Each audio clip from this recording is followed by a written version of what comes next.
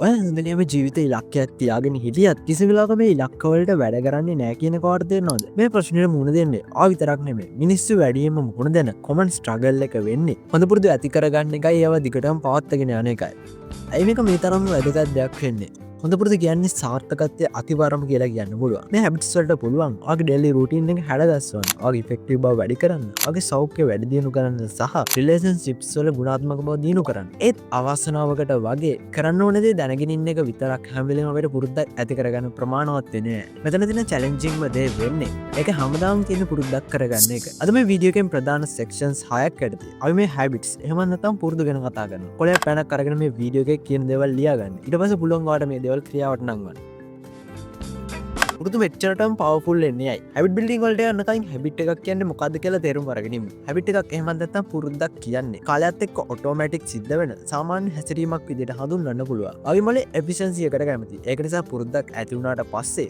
ඒ වැඩේ කරන්න ඕන වෙන්නේ අඩු මෙන්ටල් එනර්ජි එකක් විතරයි. මේ නිසා අපිට හැම පුංචි වැඩක් ගැනම හැම වෙලේම හිතන්නේ නැතුව අපේ ඩේලි ලයිෆ් එක ගත කරන්න මේ හැබිට්ස් ගොඩක් උදව් වෙනවා. ඔයා කිසි වෙලාවක උදේට දත් මදිනකොට ඒ දේ ගැන ලොකුවට හිතන්නේ නැහැ නේද? ඒ දේ ඉබේම සිද්ධ වෙනවා. මේ වගේ පුංචි දේවල් වුණත් කාලයක් තිස්සේ කරන එක නිසා එක සාමාන්‍ය දෙයක් බවට පත්වෙලා පුරුද්දක් බවට පත්වෙනවා. ගොඩක් අය හැබිට් බිල්ඩින් වලදී ෆේල් වෙන්න හේතුව හැබිට් ලූප්. හැබිට් බිල්ඩින් එක මිනිස්සු පොරවදින්න එක හේතුවක් තමයි ඔවුන්ට මේ හැබිට් ලූප් එක ගැන තේරෙන්නේ නැති එක. හැම පුරුද්දකටම තියෙනවා පියවර තුනක ප්‍රොසෙස් එකක්. කියු, රූටින් සහ රිවර්ට් කියලා මේ තුන නම් කරන්න පුළුවන්. ට්‍රිගර් එහෙම නැත්නම් කියු කියන්නේ පුරුද්ද ඇති කරන දෙයක්. උදාහරණයක් විදිහට මහන්සියක් ගැනීම. රූටින් ඔයා ගන්න ක්‍රියාව. උදාහරණයක් විදිහට කෙටි ආහාරයක් ගැනීම, කෙටි නිින්දක් ගැනීම. රිවර්ට් ඒක ඔයාට දැනෙන විදිහ. උදාහරණයක් විදිහට සතුටක් දැනීම, නැවුම් ගතියක් දැනීම.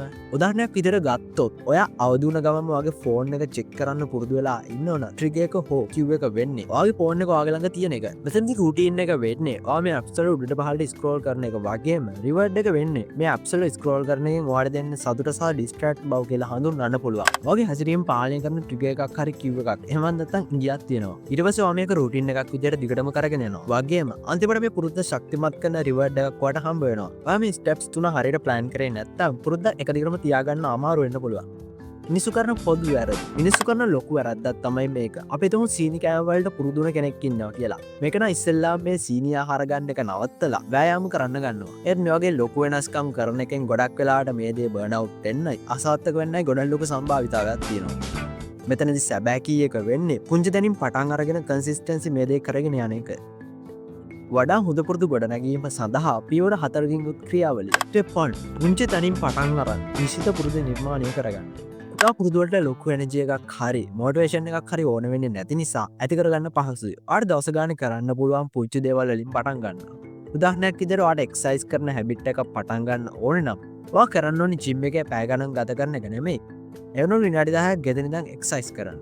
මෙතෙන්දී අපේ මේන් ගෝල් එක වෙන්නේ කන්සිස්ටන්සි එක බිල්ඩ් කරන එක මිසක් පර්ෆෙක්ට් වෙන එක නෙමෙයි. ස්ටෙප් 2 හැබිට් ස්ටැකින් පාවිච්චි කරන්න. හැබිට් ස්ටැකින් කියලා කියන්නේ ඔයා දැනටමත් තියෙන පුරුද්දකට අලුත් පුරුද්දක් ඇටච් කරන එකට. උදාහරණයක් විදිහට ඔයා දැනටමත් හැම දවසකම උදේට තේ බොන හැබිට් එකක් තියෙනවා නම් ඔයාට පුළුවන් ඔයාගේ තේ වේලාවෙන් පස්සේ මම හැමදාම ජර්නල් එකක් ලියනවා කියලා වගේ පුරුද්දක් ඇති කරගන්න. මේක එක උදාහරණයක් විතරයි. ඔයා ඉගෙන ගන්න කෙනෙක් නම් මම මේ දේට පස්සේ පැයක් පාඩම් කරනවා වගේ අලුත් පුරුද්දක් ගොඩනගන්න පුළුවන්. මේ දේවල් මේ විදිහට කරාම අලුත් පුරුද්ද ඔටෝමැටික් සිද්ධ වෙන දෙයක් කරගන්නයි. ඒ දේ දිගටම මතක තියාගන්නයි මේක ගොඩක් උදව් වෙනවා. ස්ටෙප් 3 ඔයාගේ ප්‍රගතිය නිරීක්ෂණය කරන්න. ඔයාගේ පුරුදුවල ප්‍රගතිය නිරීක්ෂණය කරන එකෙන් ඔයා හැම වෙලේම මොටිවේට් කරලා තියාගන්න පුළුවන් වගේම ඔයාටම ෆීඩ්බැක් එකක් ලබා දෙන්න පුළුවන්. ඔයා මේ හැබිට් එක කම්ප්ලීට් කරන හැම දවසකම ඒ දේ මාක් කරලා තියාගන්න හැබිට් ට්‍රැකර් එකක් එහෙමත් නැත්නම් කැලෙන්ඩර් එකක් පාවිච්චි කරන්න. ඔයාගේ සාර්ථකත්වයේ මේ විෂුවල් රිප්‍රසන්ටේෂන් එක ඔයාගේ කොන්ෆිඩන්ස් එක වැඩි කරනවා වගේම මේ හැබිට් එකට ඔයාගේ තියෙන කැපවීම ශක්තිමත් කරන්න පුළුවන්.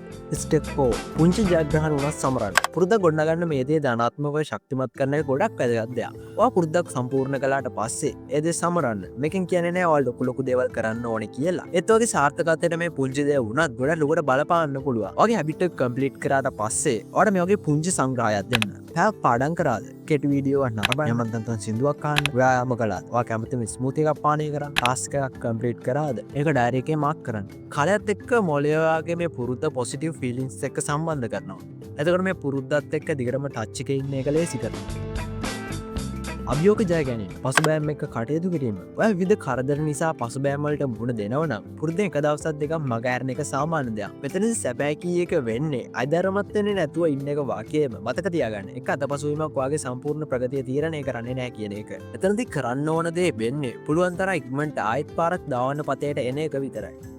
ගොඩක් එක දවසක් මගෑරනු එමන්තතන් තමගේ ගෝල්ස් සපුරගන්න බැරිවුණට පස්සේ සම්පූර්ණය මේදේ අතරලදාන උදාරණයක් විදර ගත්තු එක මනුස්සෙක් එක දවසක් එක්සයිස් කරන්න මගැරනොත් මං ෆෙල් වුනා එහින්ද දිකටම කරගෙන එකේ තේරුමක් නෑ කියලා යාල හිතන මේවගේ වෙලාවට මේදියවල අසාර්ථකත්වයන් විදිර දකිනව වෙනුවට එවත් මේ ක්‍රියාවලිය කොටසක් කියලා හිතන්න පුදු ගොඩනැගීමට කාලය ගත වෙන වගේම කසිස්ටන්සියක ප්‍රෆෙක්ටනෝටඩා ගොඩක් අදගත්තෙනවා වගේ පුරුදු ස්තිර කරගන්න කොහොමද ඒදේ කරන එක පහසු කරන්න ලොකුම්බාදකයක් වගේම ආවිදයක් වෙන් මේ පහසුව කියන එකයි පුරුද්ධ කරන එක ලේසි කරන තරමට වාට එකත් එක්ක ටච්චක ඉන්න පුළුවන් හැකියාව වැඩි උදාහරණයක් විදිහට වාට ව්‍යායාම කරන්න ඕනේ නම් කලින් දවසේ රෑ වගේ ව්‍යායාම කරන ඇඳුම් ලෑස්ති කරලා තියන්න වාට වැඩිපුර පොත් කියවන්න ඕනේ නම් ඔයාගේ ඇඳ ගාව පොතක් තියාගන්න මිනිත්තු දෙකකට කැපවෙන්න සමහරට පුරුද්දක් ගොඩනගාගන්න එක අමාරුම පාට් එක වෙන්නේ මෙදේ පටන් ගන්න එක එනිසා පුරුද්ද මිනිත්තු දෙකට විතරක් කරනවා කියලා හිතර පටන් ගන්න අට භාවනා කරන්න ඕනේ නම් දවසට විනාඩි දෙකක් විතර භාවනා කරලා මේ දේ පටන් ගන්න ගොඩක් කලාවට වා මේ දේ පටන් ගත්තට පස්සේ වා හිතුටත්තට වැඩියෙන් වා මේ දේ කරනවා කියනකවාටම තේරුම්යයි